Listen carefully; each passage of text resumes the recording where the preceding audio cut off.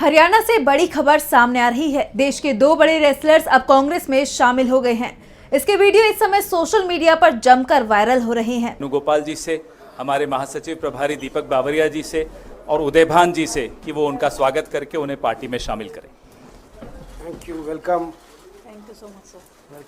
Thank you sir.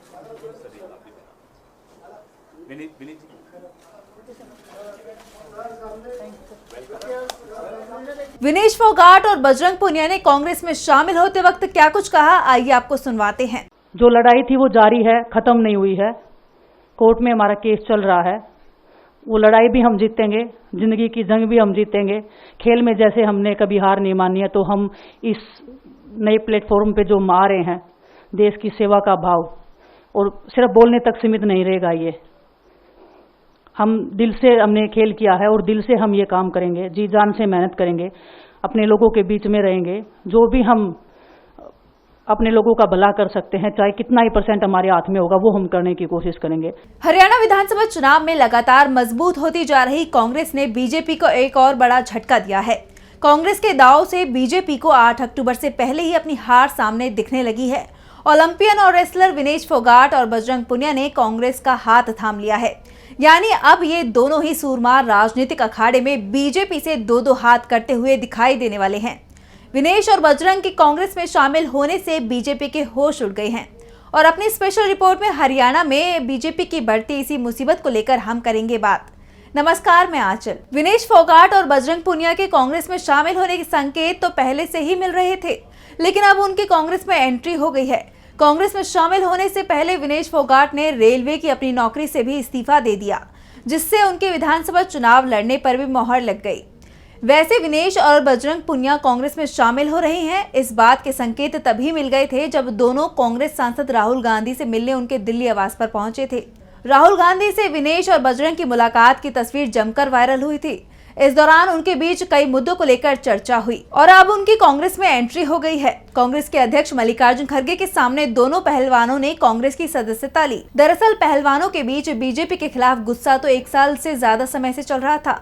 Delhi के जंतर मंतर पर विनेश और बजरंग पुनिया के नेतृत्व में पहलवानों ने बीजेपी नेता और भारतीय कुश्ती संघ के तत्कालीन अध्यक्ष बृजभूषण शरण सिंह के खिलाफ आंदोलन किया था।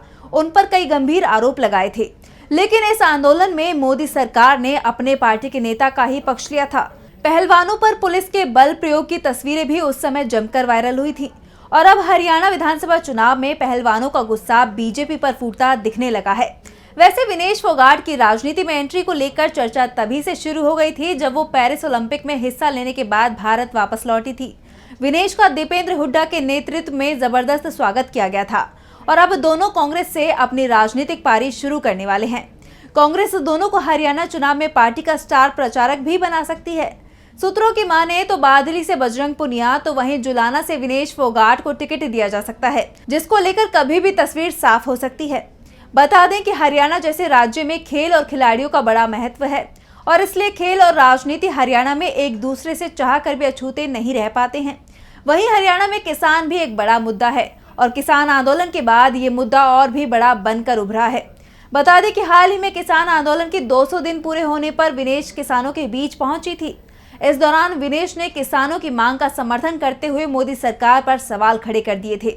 विनेश ने उस समय भी साफ संकेत दे दिए थे कि वो राजनीति में एंट्री करने वाली हैं। विनेश से इसे लेकर सवाल भी किए गए थे, लेकिन उन्होंने सवाल का जवाब देते हुए कहा था कि राजनीति के मुद्दे पर वो बाद में बात करेंगी, अभी वो किसानों का समर्थन करने के लिए आई हैं। दरअसल विनेश की नाराजगी की कई वजह हैं।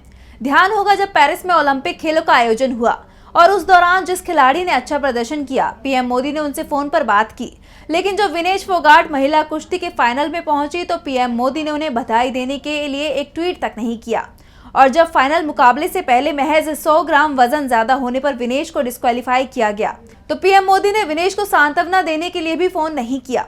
विनेश को लेकर मोदी सरकार ये कहे कि पीएम मोदी के मन में क्या चल रहा था, इसी से समझा जा सकता है कि विनेश 17 अगस्त को भारत लौटी। इसकी खबर मीडिया के जरिए पूरे देश को थी, लेकिन पीएम मोदी ने एक दिन पहले 16 अगस्त को पेरिस ओलंपिक खेलकर लौटे खिलाड़ियों को पीएम आवास बुला लिया और उनसे मुलाकात कर ली। सवाल उठे कि अगर पीएम मोदी एक दिन बाद खिलाड़ियों को बुलाते तो उन्हें विनेश को भी न्योता देना पड़ता। वो तो फाइनल तक पहुंच गई थी। भारतीय महिला कुश्ती के इतिहास में ये पहला मौका था कि कोई पहलवान कुश्ती के फाइनल तक पहुंचा हो, लेकिन प्रधानमंत्री ने विनेश से बात तक नहीं की। ऐसे में पहलवानों की नाराजगी समझी जा सकती है। लेकिन एक बात साफ है कि विनेश और बजरंग के कांग्रेस में एंट्री से कांग्रेस हरियाणा में और ज्यादा मजबूत हो चुकी है। वहीं दूसरी तरफ कांग्रेस का आम आदमी पार्टी सहित तमाम दलों के साथ गठबंधन उसकी जीत की गारंटी को और पुख्ता करता हुआ दिख रहा है। वहीं आंदोलन के समय खिलाड़ियों का साथ देने के बजाय बीजेपी के सुर में सुर मिलाने वाले रेसलर योगेश्वर दत्त और बबीता फोगाट का इस बार बीजेपी ने पत्ता काट दिया है। यानी जिस इनाम की उम्मीद योगेश्वर और बबीता ने बीजेपी से की थी, वो इनाम उन्हें मिलता नहीं दिख रहा है और दोनों खुद को ठगा हुआ महसूस कर रही हैं। जिसके बाद ये भी माना जा रहा है कि योगेश्वर और बबीता भी कांग्रेस में शामिल होकर बीजेपी को झटका दे सकते हैं। बता दें कि हरियाणा में खिलाड़ियों का राजनीति में आना कोई नई बात नहीं है। 1970 के दशक में चौधरी वीरेंद्र सिंह पहली बार खेल से राजनीति में आए थे और उसके बाद वो विधायक, सांसद और केंद्रीय मंत्री तक बने थे। अब बात करें विनेश और बजरंग पुनिया की, तो दोनों 11 सितंबर को अपना नामांकन दाखिल कर सकते हैं। विनेश ने तो अपनी रेलवे की नौकरी से इस्तीफा भी दे दिया है। अपना इस्तीफा सोशल मीडिया पर शेयर करते हुए विनेश ने लिखा, भारतीय रेलवे की सेवा मेरे जीवन का एक यादगार और गौरवपूर्ण समय रहा है। जीवन के इस मोड़ पर मैंने स्वयं को रेलवे सेवा से पृथक करने का निर्णय लेते हुए अपना त्याग पत्र भारतीय रेलवे के सक्षम अधिकारियों को सौंप दिया है। राष्ट्र की सेवा में रेलवे द्वारा मुझे दिए गए इस अवसर के लिए मैं भारतीय रेलवे परिवार की सदैव आभारी रहूंगी। यानी इस ट्वीट के बाद विनेश का हरियाणा चुनाव लड़ना तय माना जा रहा है। वहीं इस घटनाक्रम के बीच राज्य में बीजेपी की हालत और भी खराब होती नजर आ रही है। जहां एक तरफ कांग्रेस तमाम विपक्षी दलों से हाथ मिलाकर राज्य में बीजेपी की 10 सालों की एंटी इनकम्बेंसी को खत्म करने की तैयारी में है, तो वहीं बीजेपी को अपने अंदरूनी सिर फुटबल से ही फुर्सत नहीं मिल रही है। हाल ही में बीजेपी ने 66 उम्मीदवार की लिस्ट क्या जारी की। रातों रात पार्टी में इस्तीफे का दौर शुरू हो गया, जिसके बाद बीजेपी राज्य में चुनाव से ज्यादा अपने डैमेज कंट्रोल पर फोकस कर रही है, जिसका सीधा फायदा कांग्रेस को मिलता हुआ दिखाई दे रहा है। यानी कांग्रेस से निपटने से पहले बीजेपी को अपने ही लोगों से दो चार होना पड़ रहा है, जिससे बीच चुनाव में जनता के आगे पार्टी की कलई खुल रही है। वहीं खुद सीएम सैनी भी हर बार की तरह इस बार भी अपने लिए सेफ सीट की तलाश कर रहे हैं, क्योंकि सीएम सैनी ने लगातार हर चुनाव में अपनी सीट चेंज की है।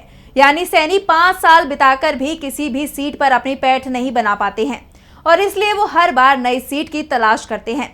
और इस बार सीएम सैनी को पता चल चुका है कि उनके हाथ से हरियाणा की सत्ता रेत की तरह खिसक रही है और इसलिए वो कोई सेफ सीट तलाश कर कम से कम अपनी सीट बचाने की जुगत में लगे हुए हैं। यानी हरियाणा में बीजेपी की छटपटाहट अब जाहिर हो गई है, जिससे माना जा रहा है कि पार्टी को 8 अक्टूबर से पहले ही अपनी हार दिखाई देने लगी है। और अब हाल ही में विनेश और बजरंग की कांग्रेस में एंट्री ने इस बात को और पुख्ता कर दिया है। फिलहाल के लिए इस रिपोर्ट में इतना ही। अगर आपको हमारा वीडियो पसंद आया तो लाइक करें, साथ ही हमारे चैनल को सब्सक्राइब करें। नमस्कार।